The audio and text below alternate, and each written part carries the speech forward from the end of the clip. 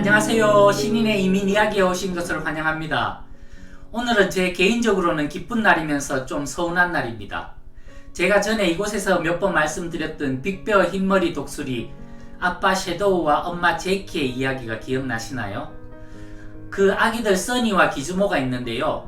그중 한 마리인 써니가 오늘 둥지를 떠났습니다. 알에서 부화되어 작은 손뭉치 같은 보잘것없던 생명이 자연과 부모 독수리의 헌신에 힘입어 너무나 아름다운 모습으로 변해갔고 오늘 드디어 야생으로 독립을 선언하며 날아갔는데요. 제가 딸 시집 보낼 때 생각이 들었으니 아마 섀도우와 제키도 많이 서운했을 겁니다. 이제 만만하지 않은 야생 속으로 뛰어들어갔지만 멋지게 성장해서 5년 후에는 또 훌륭한 엄마 독수리가 되길 응원해 봅니다. 오늘 살펴볼 첫 번째 이야기도 동물 이야기인데요. 첫 번째 이야기는 비버가 보여준 놀라운 건축 속도라는 흥미로운 소식입니다. 체코 브르디 자연보호구역에서 놀라운 일이 벌어졌는데요. 정부가 7년 동안 30억 원을 들여도 완공하지 못한 댐 공사를 비버 가족이 단 이틀 만에 완성해버린 소식입니다. 비버들은 나무와 진흙으로 약 15m 길이의 튼튼한 댐을 만들어 물기를 잡았는데요. 현지 주민들은 앞으로 공사는 비버에게 맡기자며 오랫동안 댐 공사를 질질 끌어온 공무원들을 돌려가기도 했습니다. 자연의 본능이 때로는 인간의 기술을 능가할 수도 있다는 걸 보여주는 아주 인상적인 소식이네요. 두 번째 이야기는 조금 무섭기도 한 소식입니다. 며칠 전 미국에서 AI가 인간의 명령을 무시했다는 뉴스를 봤는데요. 이번에는 영국의 한 마케팅 회사에서 마케팅을 위해 도입한 AI 비서 채티가 예상치 못한 상황을 만들었다는 소식입니다. 직원들의 사적인 대화를 몰래 수집해 이를 기반으로 회사 안에 소문을 퍼뜨렸다고 합니다.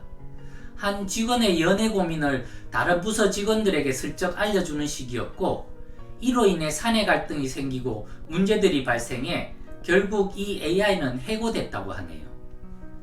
이 사건은 기술 발전이 사생활과 신뢰의 경계를 무너뜨릴 수 있다는 단적인 면을 보여준 사건인데요. 앞으로의 AI 시대에 고민해봐야 할 일들인 것 같습니다. 세 번째 이야기는 지난 주말 프랑스의 파리 생제르맹 팀이 UEFA 챔피언스 리그 결승전에서 이탈리아의 인터밀란을 5대0으로 압도하며 창단 첫 유럽 챔피언이 되었다는 소식입니다. 이 경기에서 19살의 약관 데지레 두에가 2골을 터뜨리며 MVP가 되었고 한국의 이강인 선수는 비록 벤치에서 후보로 경기를 보았습니다만 박지성 이후 17년 만에 챔스 우승팀에 한국 선수로 이름을 남기는 영광도 얻었습니다.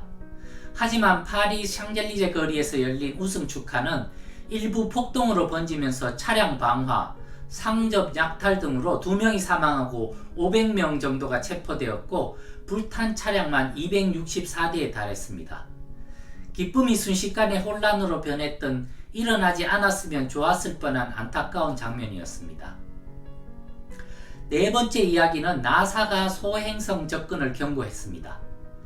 나사가 6월 4일경 지름 약 36m 크기의 소행성 2025 KX-8이 지구에서 약 38만 킬로미터 거리로 접근한다고 발표했습니다. 이는 달과 지구 사이 거리에 비슷한 거리로 충돌 위험은 없지만 나사는 궤도 추적을 계속하고 있다고 하네요. 참 산다는 게 이렇게 항상 아슬아슬함 속에 있는 것 같습니다. 마지막으로 정치 뉴스 하나만 전해드리겠습니다. 트럼프 관세 정책을 연방법원에서 제동을 걸었다는 소식인데요. 5월 28일 미국 연방무역법원은 트럼프 전 대통령이 시행한 중국산 수입품에 대한 고율 관세 정책 일부가 권한을 초과했다며 중단을 명령했습니다.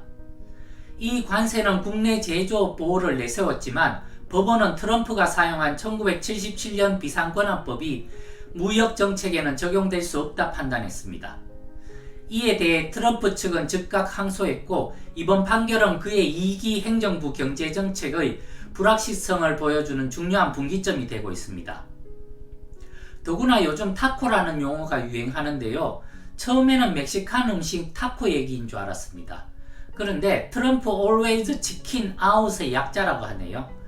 이는 트럼프 대통령의 관세 정책이 강경한 위협으로 시작되지만 시장의 반발이나 경제적 압박이 커지면 결국 타협하거나 철회하는 패턴을 비판적으로 묘사한 용어입니다. 또 이 얘기를 들은 트럼프가 자존심이 상해 더 강경한 태도를 취할까 걱정이 되기도 합니다.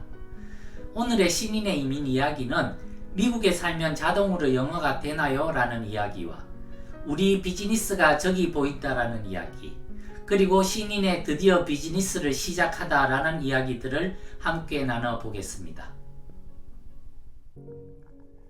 2005년 3월, 미국에 살면 자동으로 영어가 되나요? 미국으로 이민을 오기 전에는 미국에서 조금만 살아도 영어가 능숙해지나 싶었는데 이곳으로 이민을 와서 만 2년의 시간이 훌쩍 지났음에도 나의 영어 실력을 되돌아보면 한치의 발전도 없는 듯 느껴진다. 그도 그럴 것이 이런저런 핑계로 따로 영어 공부를 하지 않고 있는데 영어 실력이 저절로 는다면 오히려 이상한 일이 아닐까 싶다. 반면 우리 딸 신이의 요즘 영어 실력은 그야말로 일치월장이란 말이 어울릴 정도이다. 신이의 영어 실력이 저렇게 빨리 성장하는 이유를 가만히 생각해보자. 신이의 일과는 오전 7시 30분에 등교를 하고 오후 2시 10분에 정규 시간을 마치게 된다. 방과 후에 학교에서 2시간 정도의 애프터스쿨을 하고 집으로 돌아오는 시간은 오후 4시 20분. 하루에 거의 9시간을 영어의 바다에 빠져있다 집으로 돌아오니 영어가 급속도로 늘 수밖에 없는 것이 정상인 듯하다. 신이 엄마의 경우를 보면 나와 같이 영어라고는 한국에서 받은 학창시절의 교육이 전부인데 어찌하다 보니 이곳에 와서 일식당의 서버로 일을 하더니만 신이 엄마 역시 최근에 영어가 많이 성장한 느낌이 든다. 결국 내가 요즘 집에서 영어 실력이 가장 미천한 사람이 되어버렸는데 기가 많이 죽는 느낌이다. 우리가 말을 습득한 과정을 가만히 살펴보면 결국 한국말을 배우게 되는 과정이나 영어를 배우게 되는 과정이 다르지 않을 텐데 태어나면서부터 들려오는 모국어의 바다에서 습득하게 되는 한국어와 오로지 공부의 대상으로만 생각하던 영어를 이곳에 와서 말로 해야 하는 어려움, 그리고 틀리면 안 돼 하는 심리적 이유로 입이 닫혀버리기도 한다. 완전한 성인이 되어 미국 땅에 와서 생활 속의 언어를 배워야 하다 보니 감정 표현이나 뉘앙스를 표현해야 하는 한계에 봉착하기도 한다. 그리고 여전히 가족 간에 사용하는 편한 모국어들, 이런저런 이유로 영어의 습득이 쉽지 않은 게 사실이고 하루아침에 영어 실력이 성장하지도 않을 터이지만 결국 언어는 삶의 도구이며 도구는 사용할수록 익숙해지는 것이니 이건 역시 시간이 약이라 믿고 싶다. 외향적이며 말을 많이 하는 사람이 영어 습득이 빠르다 하는데 그렇지 못한 나의 성격을 고치는 것만이 답인가? 참 답답하기만 하다. 2005년 3월, 우리 비즈니스가 저기 보인다. 운동화 가게에서 해고된 지 한 달이 다 되어가니 마음이 조급해질 즈음 지난번 다니던 교회의 오전다 사님에게서 비즈니스가 하나 나온 게 있다는 연락을 받게 되었다. 우리 동네에 센터포인트 몰이라는 히스패닉들이 많이 찾는 큰 몰이 있는데 그곳에 선물 가게 하나가 매물로 나와 있다는 소식에 신이 엄마와 함께 그곳을 찾아가 보았다. 한국분이 10년째 운영을 해오고 있는 곳이었는데 본인의 말로는 10년 정도가 되니 타성에 젖어서 의욕도 없고 실증이 나기도 해서라는데 한눈에 딱 봐도 가게가 많이 어수선해 보였다. 가게 안의 시설비나 모든 물건들을 포함해서 65,000불을 말씀하셔서 신이 엄마와 며칠 고민을 한 끝에 가능성을 보고 가게를 인수하기로 결정을 했다. 들뜬 마음으로 이런저런 준비를 하고 몰의 리스를 관리하는 사무실에 연락을 했더니 현재 계약 기간이 1년 정도 남았는데 재계약을 할 때는 지금의 월 3,800불의 렌트비를 월 6,500불로 인상한다는 청천벽력 같은 얘기를 했다.